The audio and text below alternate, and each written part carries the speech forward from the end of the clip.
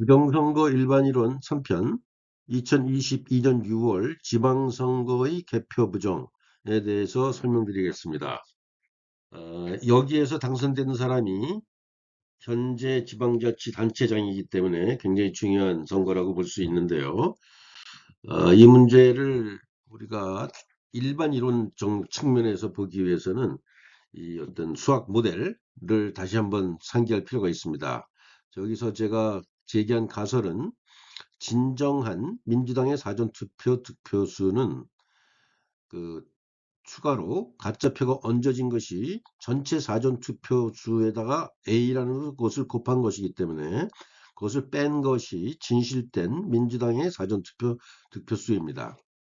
그래서 그걸 뺀 XR에다가 그 보수당의 그 득표수를 빼면 사전투표에서 그 우항의 그 당일 투표에서 민주당 표와 보수당 표를 뺀 거는 그것이 거의 비슷해야 된다. 뭐 이런 것이 이제 기본적인 가설이고요. 특히 사전 투표가 크면 클수록 이 차이는 줄어들어야 된다라는 것이고, 여기서 A라는 조작 상수는 이근영 씨가 얘기했던 사전 투표 보존값인데, 이것은 꼭 1분의 3, 1분의 4, 1분의 3분의 1, 4분의 1, 5분의 1, 6분의 1 이런 식으로 쭉 전개되는데요. 그 이유는 가짜 표를 만들 때 컴퓨터 알고리즘에서 세 표마다 한 표, 두 표마다 한 표, 네 표마다 한 표, 다섯 표마다 한 표 이런 식으로 투입되도록 하는 것이 가장 단순한 메커니즘이기 때문에 이런 규칙을 따른다는 것을 우리가 발견할 수 있었습니다. 자, 그래서 그렇다면 이 사전 투표가 많을 경우에 과연 그것이 벌어지는 정도가 얼마나 될 것인가를 파악하는 것이 중요한데요. 이게 대수의 법칙을 그대로 적용해서 그 사전 투표와 당일 투표가 그 투표 성향이 같다고 가정했을 때는 이런 표가 나옵니다. 물론 정확히 같지는 않습니다. 근데 같다고 일단 가정한 다음에 거기에서 얼마나 벌어질 수 있느냐를 생각해야 되는데 여러분들 잘 많이 보시는 95% 신뢰 구간에서 플러스 마이너스 3.1%라는 얘기는 여론조사에서 많이 들어보셨을 텐데요. 그게 1000명의 그 샘플을 1000명의 조사를 했을 때 그렇습니다.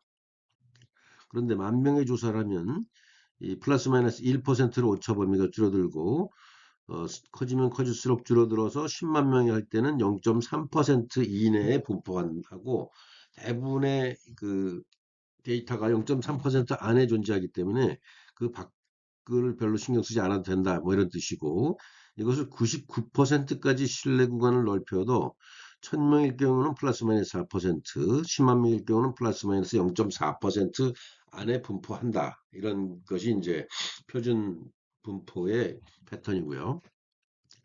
여기에서 그럼 얼마나 더 벗어날 수 있느냐도 중요한데 1000명일 경우는 55% 이상 벗어날 확률이 0.1%지만 10,000명만 가더라도 51%를 벗어나는데 0.02%밖에 안 되고 4만 명일 땐 무려 10의 마이너스 5승, 6만 명일 땐 10의 마이너스 7승, 10만 명일 땐 10의 마이너스 10승까지 될 정도로 이 표본수가 크면 클수록 이 편차가 굉장히 없다라는 얘기를 하는 겁니다.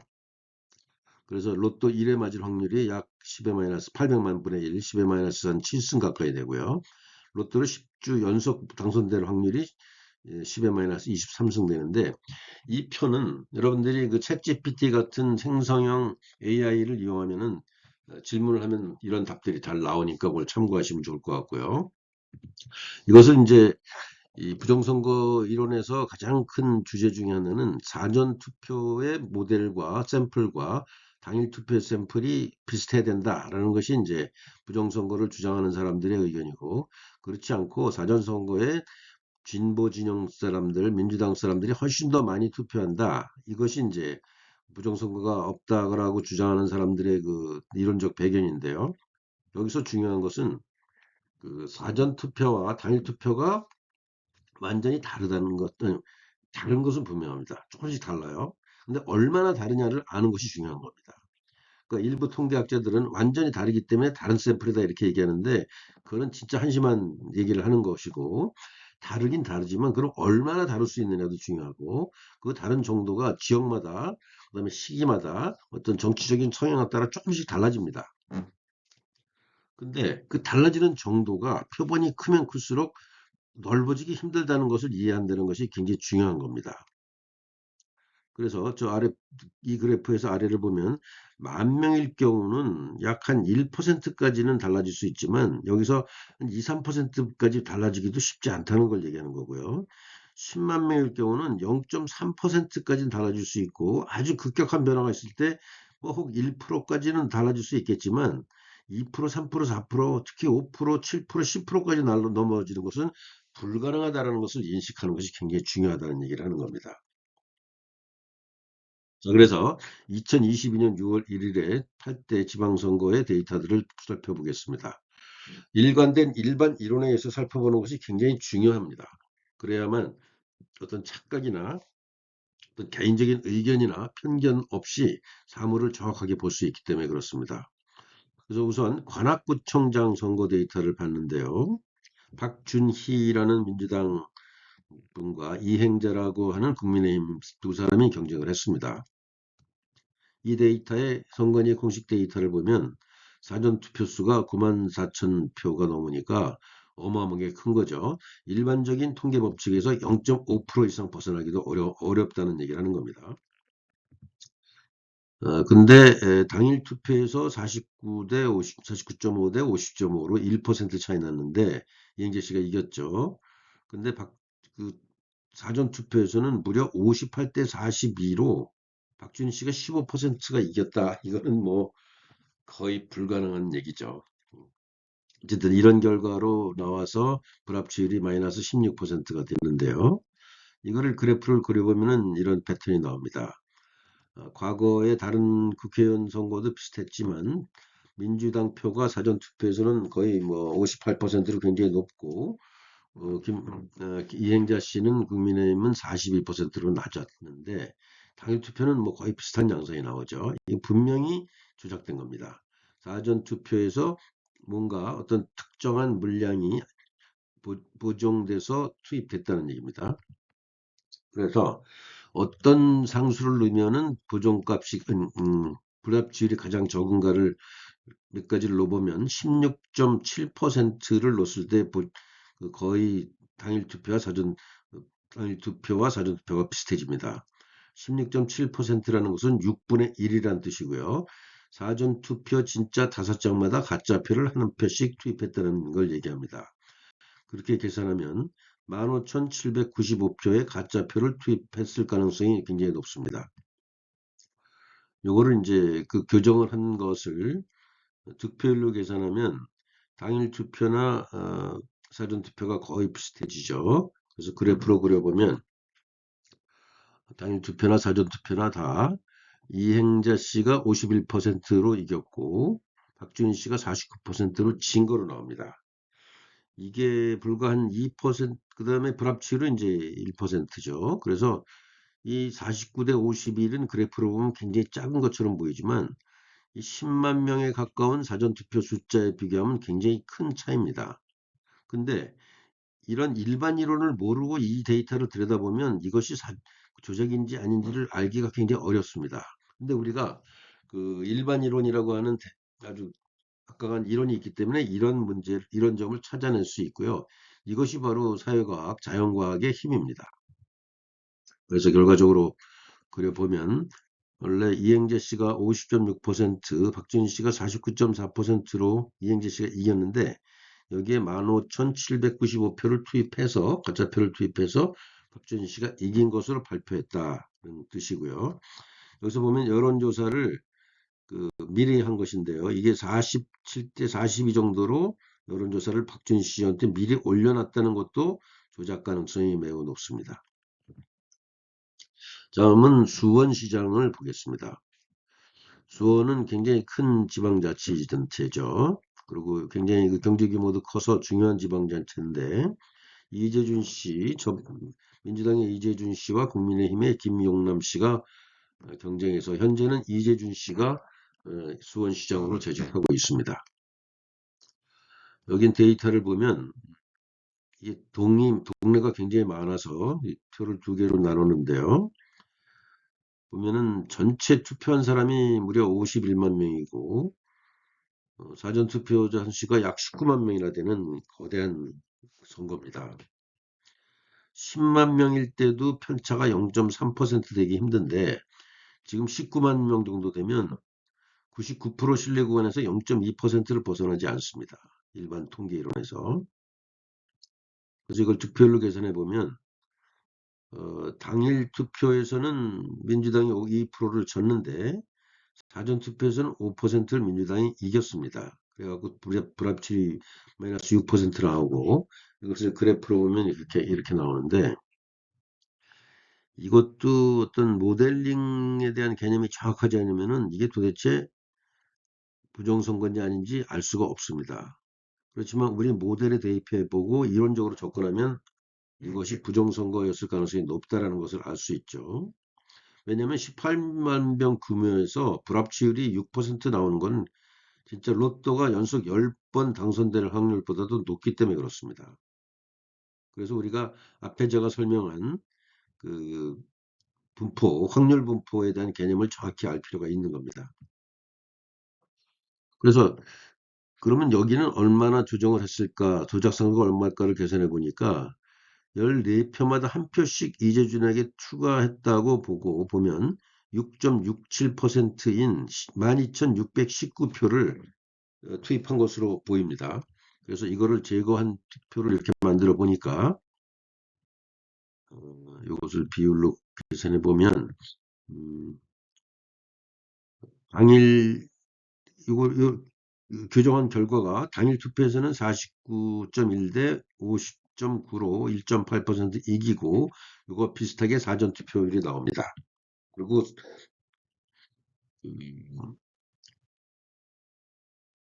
불합치율이 마이너스 0.3%를 크게 줄어듭니다.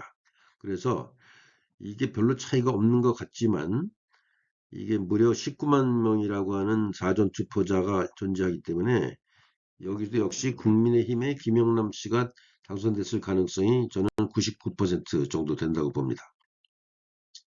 그래서 이재준 씨와 김영남 씨가 49대 51로 김영남 씨가 이겼는데 12,619표의 가짜표를 이재준 씨에게 투입함으로써 어, 가짜가 당선됐고 진짜는 김영남 씨가 수원시장을 하고 있어야 마땅하다라는 얘기입니다. 이것이 진실이라면 이것은 어마어마한 사건이죠. 다음을 보겠습니다. 안양시장 보겠습니다. 안양시장에는 현재 최대호라고 하는 사람이 시장을 하고 있고 경쟁자는 김필려라는 분이었는데 사전 선거 수가 여기가 무려 10만 표가 됩니다. 전체는 26만 표고요.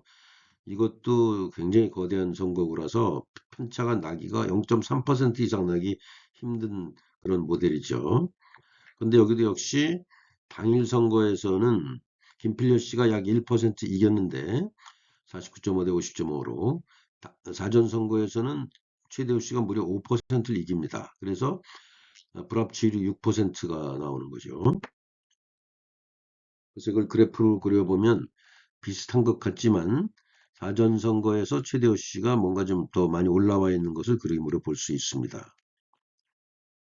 여기를 보정 개수를 찾아보니까 여기도 역시 15개 표마다 진짜 표를 마다 가짜표 하나를 투입했다라는 것으로 상정을 해보면 16분의 1이니까 6.25%만큼 가짜표가 있다 이렇게 봐서 그게 숫자는 6,626표입니다. 그래서 그거를 뺀 것을 표로 만들어 본 것이고요.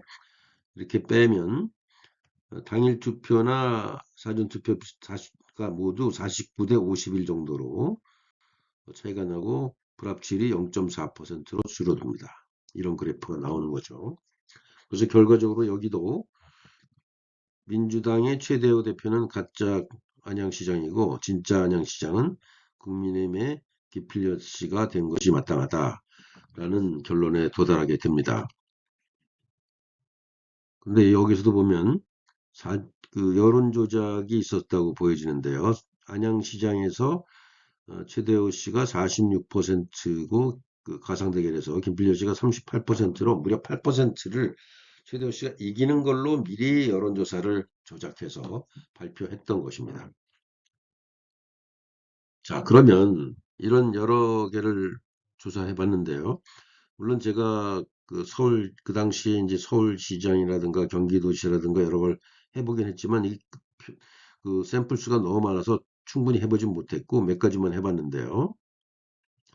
어쨌든 지방선거에서도 이런 똑같은 패턴으로 부정선거를 했다라는 결론을 저는 갖고 있습니다.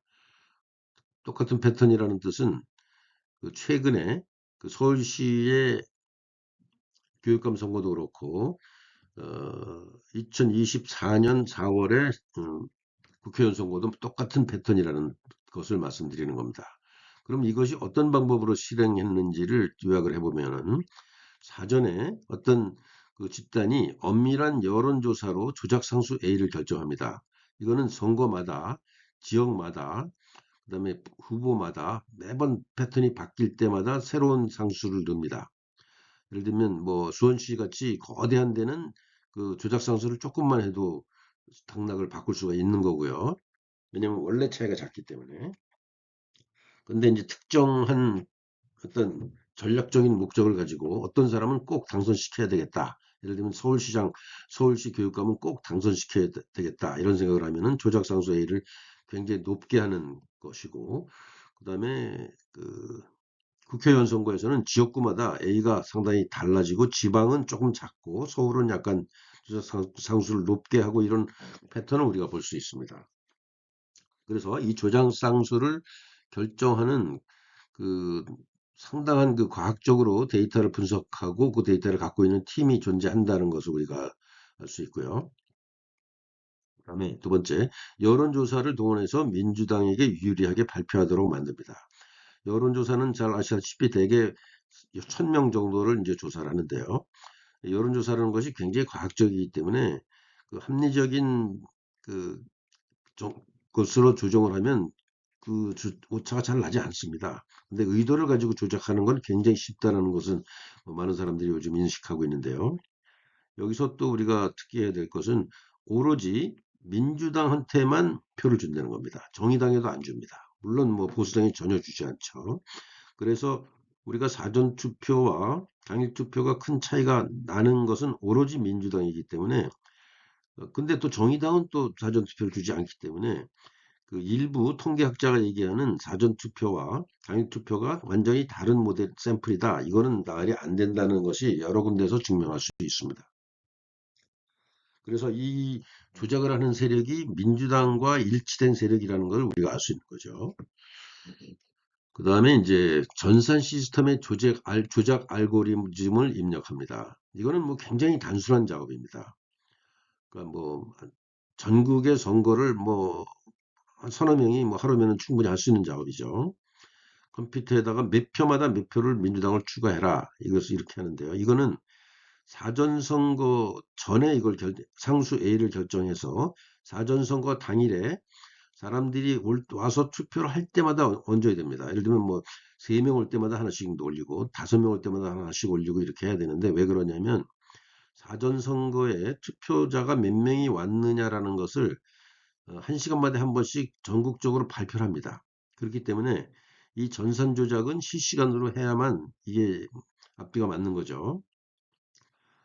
그래서 이제 그렇게 한다라는 거를 말씀드렸고 그 다음번에 그래서 이 사전 선거에서만 가짜표가 투입됩니다. 당일 선거에서는 가짜표가 투입되지 않습니다.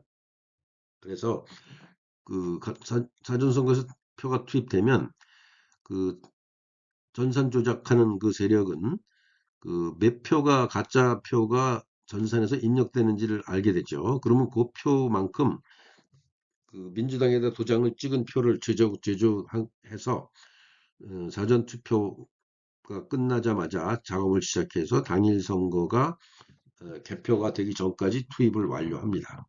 그래갖고 이제 개표를 하는 거죠.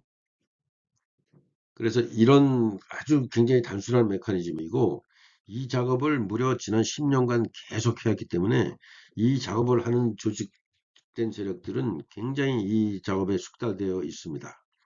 이 사람들이 민주당과 지금 아주 긴밀하게 결합돼 있고, 선거관리위원회 핵심 관계자들과 아주 긴밀하게 결합돼 있고, 이 작업의 배후에는 중국이나 북한과 굉장히 밀접한 연관이 있을 거라고 추측되는 여러 가지 정황 증거가 있습니다.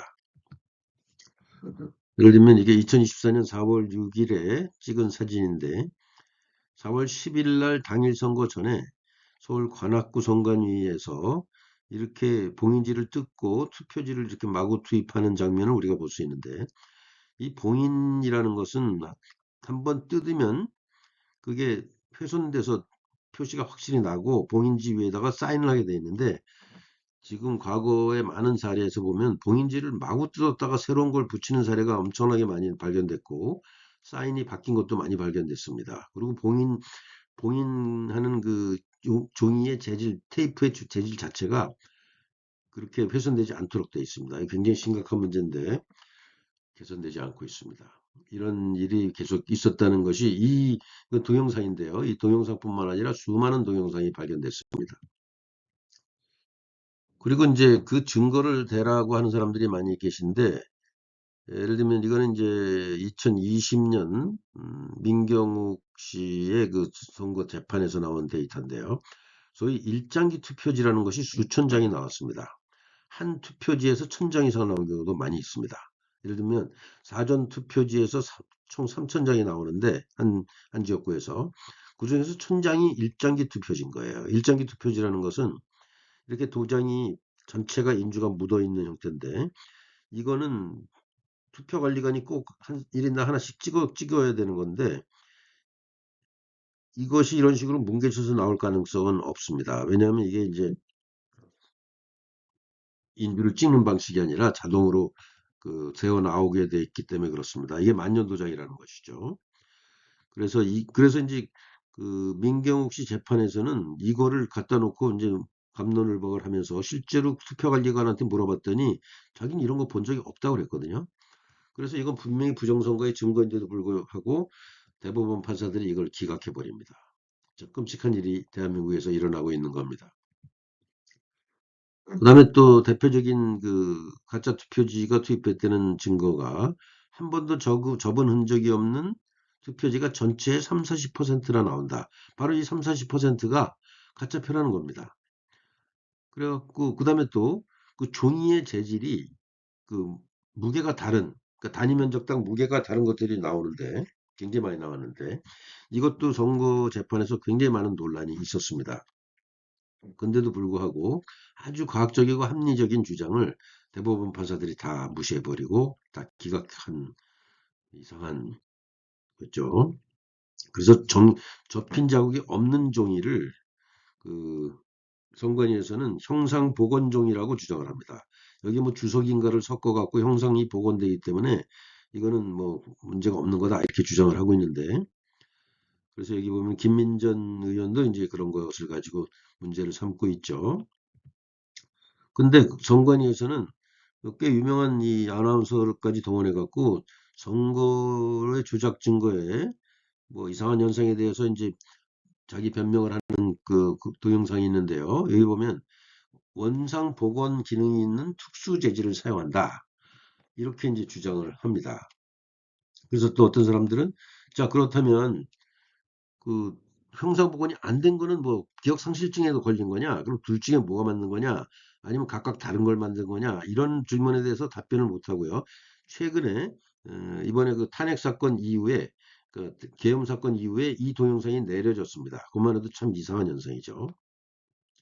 그 외에도 이상하게 인쇄된 투표자들이 굉장히 많이 나왔습니다. 이것은 이제 파주의 그 박용호 씨와 박정 씨 그 선거가 그, 그 선거에 대한 재판 과정에서 나온 자료인데요. 이걸 화살표 투표지라는 것이 나왔고, 그다음에 배춧잎 투표지라는 것이 나왔습니다. 그래서 이런 것들이 도저히 상식적으로 나올 수 없는 건데, 이런 것이 나오는 것은 그러니까 대규모로 인쇄하는 과정에서, 밖에서 인쇄하는 과정에서 생긴 거라는 것을 이제 우리가 알 수 있죠. 이거 외에도 뭐 붙어 있는 거 옆에 그 여백이 이상한 것들 굉장히 많은 것이 나왔는데 이걸 다 무시해 버렸습니다. 그래서 이제 사전투표제에서만 이게 나오는데 또 하나 중대한 정보 중에 하나는 이런 점이 있습니다. 사전투표 발급기가 그 발급하는데 약 한 40초, 빨라도 40초 정도 걸립니다. 그러니까 사전투표장에 가면 본인의 이제 신분증을 꺼내주면 그 신분증을 스캐닝 해갖고 본인을 확인한 다음에 관리관이 그거를 확인 끝난 다음에 그 프린터에서 쭉 그 종이를 인쇄를 합니다. 왜냐면은 그 지역구마다 다르기 때문에 사람마다 이제 다른 그 투표용지를 이렇게 인쇄를 해야 되기 때문에 그렇죠. 그거를 하는 과정이 빨라도 40초입니다. 그렇다는 얘기는 10장 하려면 400초, 100장 하려면 4000초가 필요한데 예를 들면 4000초마다 100장이 아니라 막 150장, 200장이 나온 데가 굉장히 많습니다. 그거에 대한 데이터만 조사해 갖고 좀 각 데이터를 가지고 문제를 제기한 사람들이 여러 명 있었는데요. 그래서 이번에 서버를 조사한다고 그랬는데 서버를 조사해서 사전투표 발급 시간이 한 발급기에서 40초 이내 밝은 것이 많이 발견되면 그게 바로 부정선거의 결정적인 스모킹 건이 되는 겁니다. 근데 뭐 서버를 아마 조사를 해보면 40초가 아니라 뭐 10초, 20초 안에 발견되기 굉장히 많을 거고요. 그 패턴도 예를 들면 3개는 정상적으로 40초마다 이렇게 발급되다가 갑자기 한 표가 10초에 발급되는 게 나올 거고 그런 패턴이 계속 반복될 겁니다. 우리의 이론이 맞다면. 그래서 그런 패턴만 발견해도 이론을 검증을 해서 부정선거의 결정적인 증거라고 얘기할 수 있는 것이죠. 그래서 우리의 모델이 부정선거를 증거를 찾아내는데도 굉장히 유용하다라고 말씀드릴 수 있겠습니다. 요 표도 상당히 흥미로운 표인데요. 이거는 뭐냐면은 2022년 이제 대선과 2020년 그 총선에서 자료를 한번 만들어 본 건데요. 요 파란색 표는 사전투표 응답률입니다. 이거는 이제 선관위에서 발표한 자료인데, 그러니까 사전투표에 투표장에 가겠습니까? 라고 물어보는 거예요. 그러면은 20대, 예를 들면 이제 2022년 3구 대선 경우는 29세 이하는 41% 정도가 가겠습니다. 얘기를 합니다. 근데 실제로는 한 36%만 투표를 합니다. 그러니까 실제로 사전투표 응답한 것보다 약간 낮게 투표하는 경향성이 뚜렷합니다. 이거는 이제 사람들이 되게 여론조사에서 질문을 할 때, 뭐안 가는 게 약간 부끄럽다고 생각하는 경향이 있다는 거죠. 그래서 사전투표에서는 되게 답변한 것보다 실제로는 약간 적게, 한 뭐 5 내지 10% 적게 투표를 하는 경향이 있고, 그것이 이제 연령대별로 다릅니다. 근데 재미있는 것은 60대와 70대는 사전투표 응답률이 낮습니다. 예를 들면 28%, 70대는 이제 19% 정도 되는데, 실제 개표한 결과를 보면 60대는 무려 45%, 70대는 35%의 높은 개표 결과가 나와요. 이 개표 결과는 선관위에서 발표한 자료입니다. 이거는 굉장히 정확한 자료입니다. 실제 투표율은 통계가 나와갖고 매번 선거 때마다 그 선관위에서 발표하기 때문에 정확한 데이터고 사전투표 응답률이라고 하는 거는 약간 부정확성이 있긴 하지만 이것도 뭐 어떤 경향성은 뚜렷하기 때문에 상당히 신뢰할 만한 오차 범위 내에서 한 3, 2, 3% 오차 범위 내에서 신뢰할 만한 데이터인데 여기서 보면 사전투표 응답률과 실제 투표 응답률의 차이가 60대, 70대에서 크게 나고 50대부터 차이가 나기 시작합니다. 바로 요만큼 사전투표 가짜표를 투입했다라는 어떤 정황 증거고요. 그래서 사전투표의 가짜표는 주로 고령층 50대 후반부터 60대, 70대 이상의 표만 넣는다. 이렇게 볼 수 있습니다. 아마 제 추측컨대는 그렇게 되는 이유가 이 고령층에서는 아예 투표를 안 하는 인구가 상당히 많고 그래서 그런 사람들의 투표를 사전투표에서 가짜표를 넣어야만 중복되는 표가 안 생기기 때문에 그런 일이 계속 일어나고 특히 60대 이상의 사람들은 선관위에서는 아마 그 사람의 그 투표 성향이나 투표를 하는지 안 하는지를 알고 있기 때문에 이런 조작을 한다고 생각됩니다. 이 표도 제가 처음 만들어 본 표인데요. 아마 딴 데서 보기 힘들 텐데 사전 투표가 어떤 양상으로 진행되는지를 알려주는 결정적인 통계 데이터입니다. 그래서 이번에 그 12월 3일 날 계엄을 발동하면서 윤석열 대통령이 과 김영현 국방장관이 계엄군을 네 군데에 투입합니다. 그래서 국회 말고 국회 외에 이제 선관위에 세 군데, 그다음에 양구군청에도 이제 투입을 하는데 저희가 추측한 바 이런 정황 증거들이 있습니다. 가천 선관위의 정보관리국, 그 서버가 있는 데를 들어갑니다. 그래서 아마 서버 조작 증거를 확보하고 여기서 다운로드를 했을 거로 지금 보고요. 그다음에 여기서 가장 중요한 것은 사전선거의 유권자 명부 혹은 통합 유권자 명부를 확보하기 위해서일 것이다 라고 생각됩니다. 이 선관위가 통합 선거자 명부를 보여달래도 전혀 보여주지 않습니다. 국회에서 보여달라면 당연히 보여줘야 되는데 자기네들이 무슨 뭐 국가 뭐 헌법기관이라고 안 보여주고요. 예를 들면 감사원에서 보여줘달라고 그랬는데 안 보여줍니다. 그래서 어쩔 수 없이 계엄에서 어떤 그 수한 상황에서 확보할 수밖에 없었다라는 정당성이 여기서 생기는 거고요. 두 번째 이제 들어간 게 관악청사의 여론조사 심의위원회입니다. 여기도 상당히 많은 인력이 들어갑니다. 한 100명 이상. 여기서는 여론조사를 조작했다는 여러 가지 증거 자료가 전산에도 있을 것이고 아마 페이퍼상에도 있을 거라고 생각해서 투입한 걸로 보고 있습니다. 여론조사가 그러니까 득표 전에 여론조사도 분명히 조작된다는 여러 가지 정황 증거가 있고요.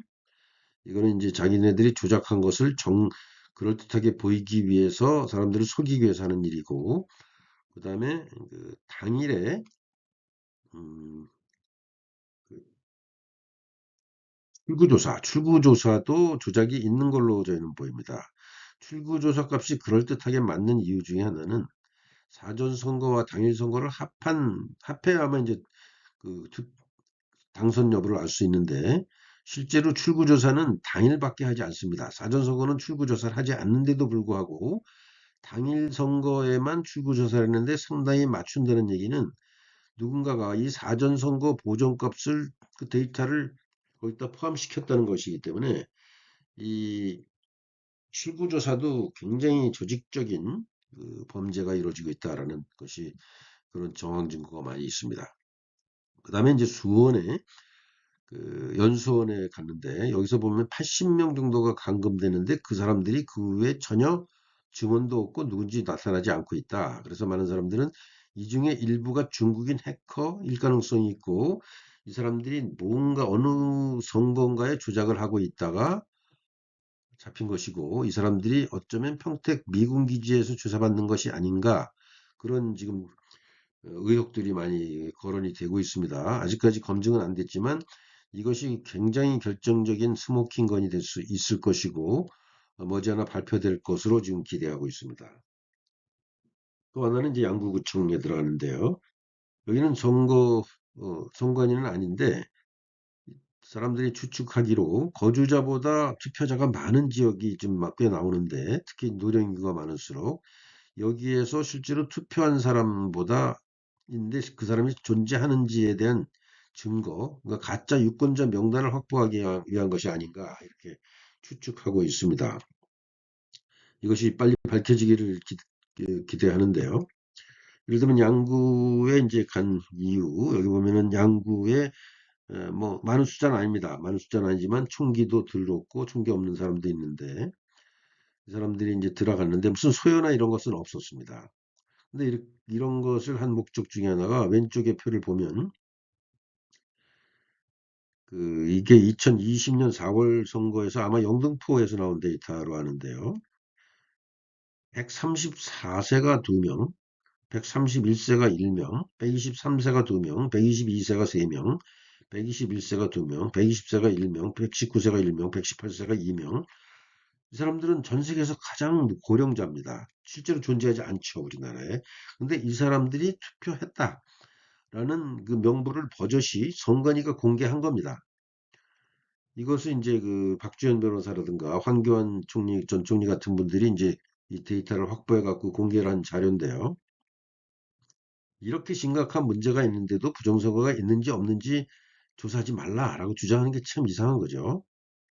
어쨌든 이런 사례가 일부만 공개됐습니다. 이게 이제 2020년 4월 15일에 있었던 그 선거 그 소송 과정에서 나온 자료인데 아주 부실한 자료를 선관위에서 통합 그 선거인 명부를 주긴 줬는데 거기에서 이 전문가들이 잘 그 리서치를 해갖고 데이터 분석을 해갖고 이런 자료를 뽑아낸 사례가 있습니다.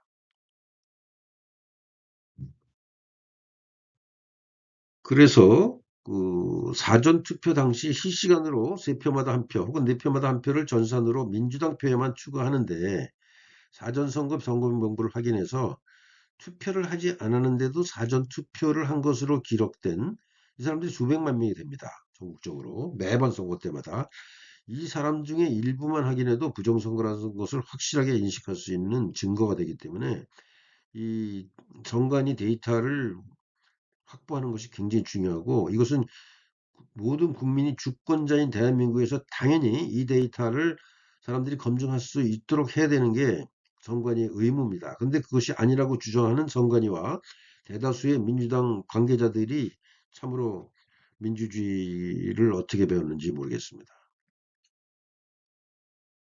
요 자료는 관악청사에 이제 중앙선거관리인 그, 그 계엄군이 들어가는 이제 동영상인데요. 여기에 중앙선거 여론조사 심의위원회라는 것이 있습니다. 여기에서 여론조사를 반복적으로 조작하고 있다는 것을 이제 아는 사람들이 꽤 있기 때문에 이 여기에 이제 증거를 포착하기 위해서 들어갔다고 이제 보여지는 거죠. 근데 그 효과가 바로 나타난 걸로 지금 보고 있습니다. 여기 자료를 보면 이거는 이제 조현 CNI라는 여론조사 회사가 조사한 데이터고 여기도 보면은 1000명 조사했나요? 2000명 조사했네요. 2007명을 조사했기 때문에 표본 오차가 95% 신뢰 구간에서 플러스 마이너스 2.2%포인트입니다. 12월 28일에서 29일 양일간 그 정당 지지율을 조사했는데 그 29일에 급격하게 약 8% 국민의힘이 올라가고 더불어민주당이 급격하게 떨어지는 것을 볼 수 있습니다. 앞으로 이 정당의 어떤 지지율의 그 추세가 탄핵 그 전국에서 굉장히 중요한데 아마 그 헌법재판소도 이 데이터에 굉장히 눈치를 보고 모든 그 정당 관계자들이 이제 신경을 많이 쓸 텐데 당장 지금 중앙선거 여론조사 심의위원회를 한번 습격한 다음에 함부로 이 사람들이 조작을 못할 거라고 생각되고 그것이 바로 정당에 여기에 반영된 것이 아닌가 생각되는데요. 물론 이제 그런 조작을 못하겠다는 것도 있지만 또 하나는 그 탄핵 사건 이후에 여러 가지 정치적인 지형이나 어떤 사정상 국민의힘이 급격하게 지지도가 올라가고 더불어민주당이 급격하게 떨어지고 있다라는 것을 보여주고 있습니다. 요거는 이제 김민전 의원이 국민의힘의 비례대표죠. 그나마 그 부정선거 문제에 대해서 상당히 정확하게 알고 문제를 계속 제기하고 있는 분 중에 한 분이고요.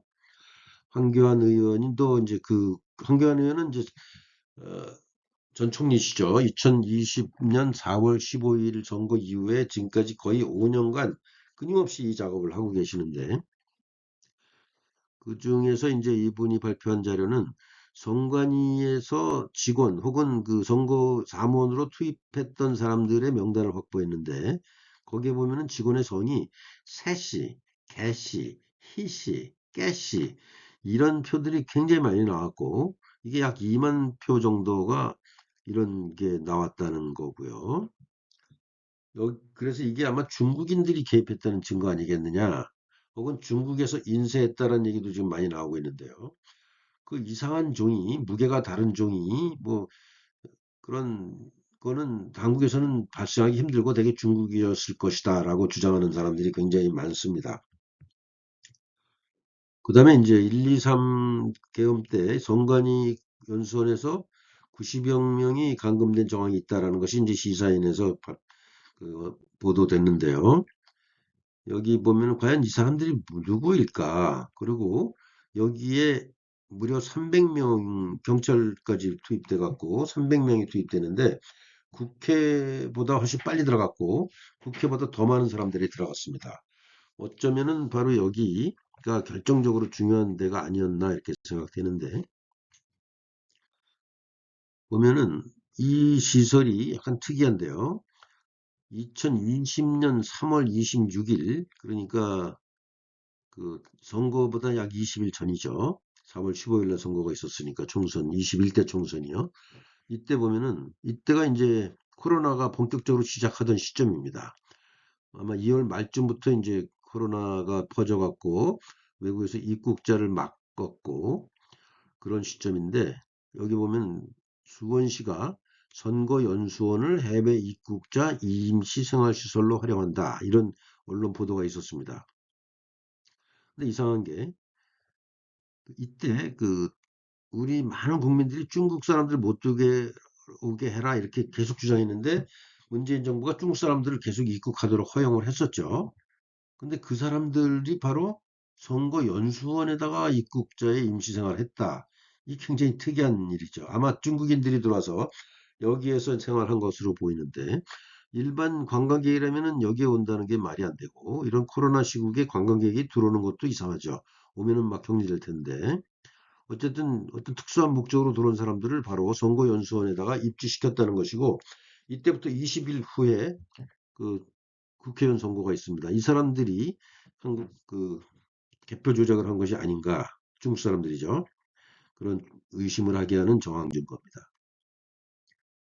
그래서 이제 어떤 분은 신문의 칼럼에 선관위 연수원 중국인 해커부대 90명은 누구인가 이런 칼럼도 쓴 적이 있고 근데 이제 특이한 것 중에 하나는 그로부터 12월 3일이 이제 선거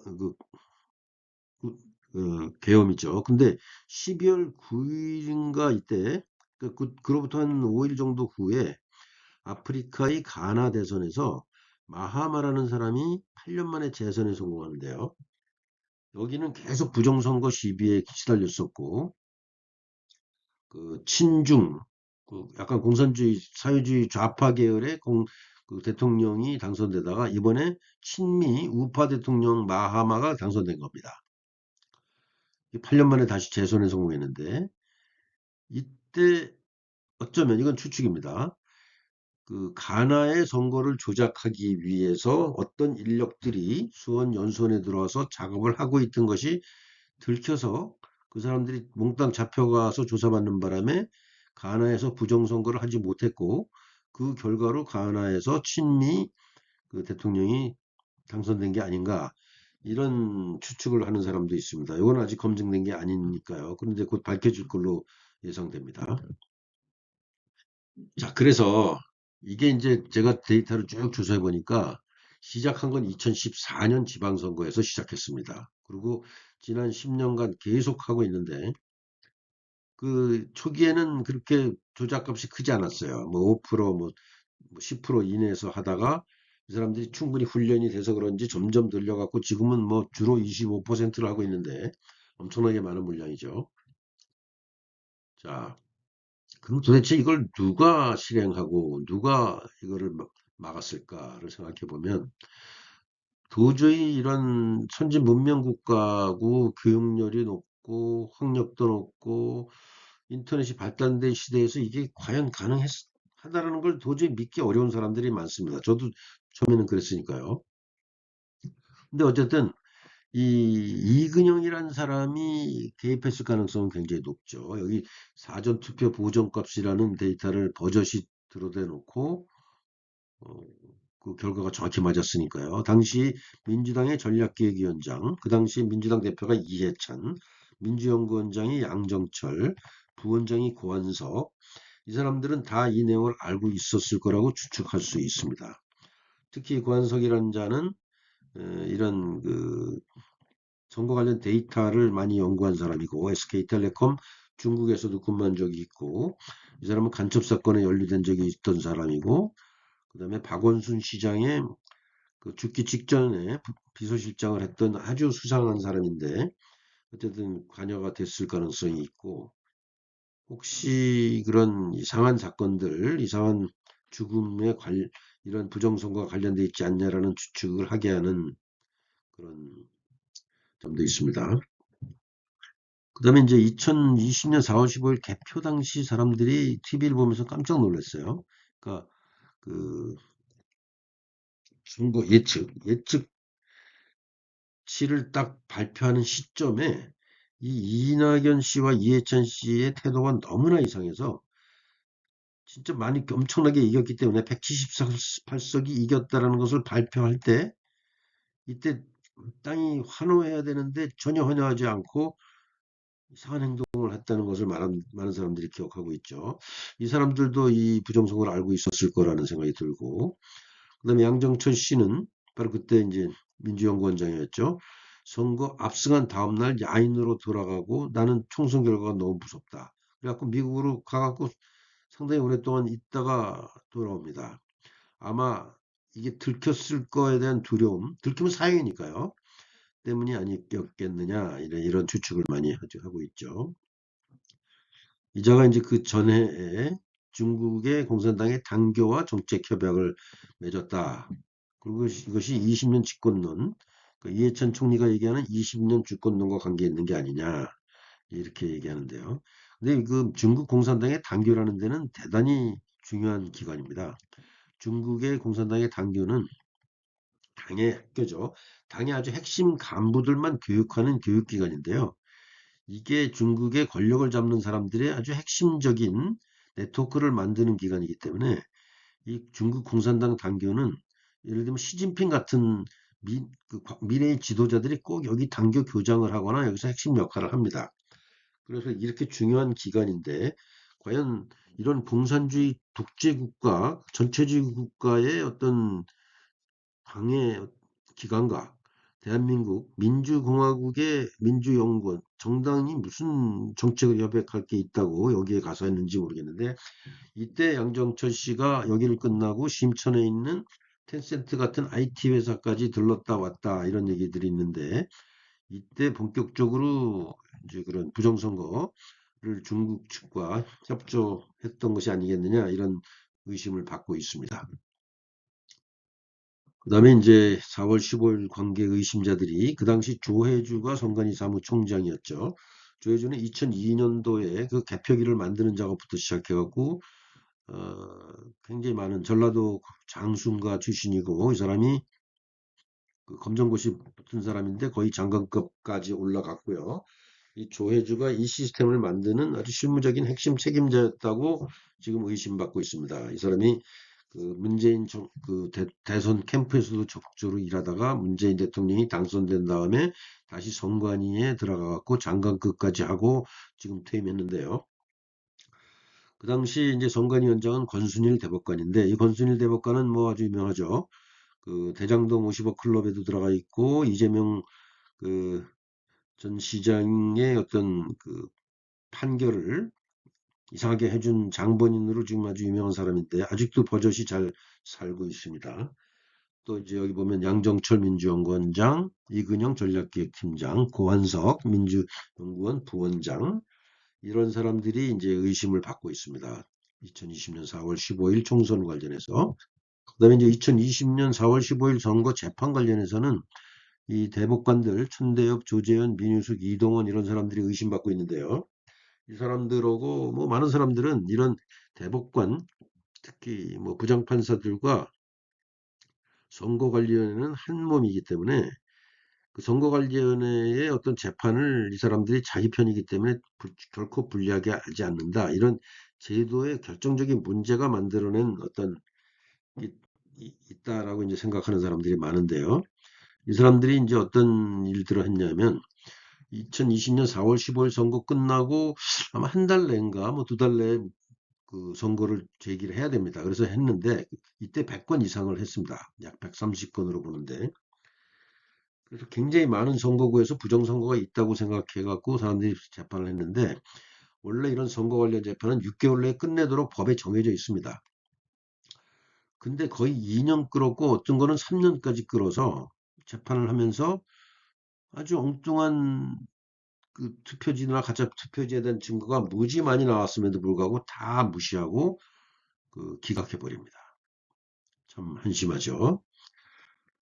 그래서 보면 예를 들면 2020년 이제 5월 14일 날 사건이 접수돼 있다고 보는데, 그러니까 한 달 여유가 있는 것 같습니다. 그래서 4월 15일 날이 선거니까 그 만기일 전날 접수가 되고 뭐 여러 가지 쭉 진행되다가 무려 3년이 지난 2023년 6월 15일 날 판결 선고를 합니다.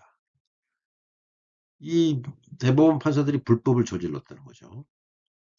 그래갖고 이 선문 기사에도 보면 그 대한민국 사법체계의 후진성이 드러났다. 법관이 피고인인 이상한 재판. 그러니까 법관이 피고인이라는 것은 선거관리에 관련된 법관들이 피고인 거죠. 그러니까 재판이 제대로 될 수 없다는 거죠. 피고가 중앙선거관리위원장의 10명의 법관이니 공정한 재판을 기대할 수 있나. 이건 뭐 지금 천대엽이라는 사람이 그때 대법관이었는데 지금 법원 행정처장으로 결정적으로 중요한 역할을 하고 있죠. 그래서 이 부정선거 관련해 갖고 전반적으로 법관들의 상부층들이 다 부패했다. 만약에 그것이 진실이라면 대한민국은 이미 실패한 국가입니다. 상권 분립이라든가 이거는 말할 것도 없고 국민주권도 이미 붕괴됐고 사법부의 판사들이 대다수가 부패했다. 이건 참 무시무시한 얘기가 지금 진행되고 있다고 볼 수 있고 그것이 바로 계엄 아니면 해결할 수 없는 문제였다고 윤석열 대통령이 판단한 것이 아닌가 생각할 수 있습니다.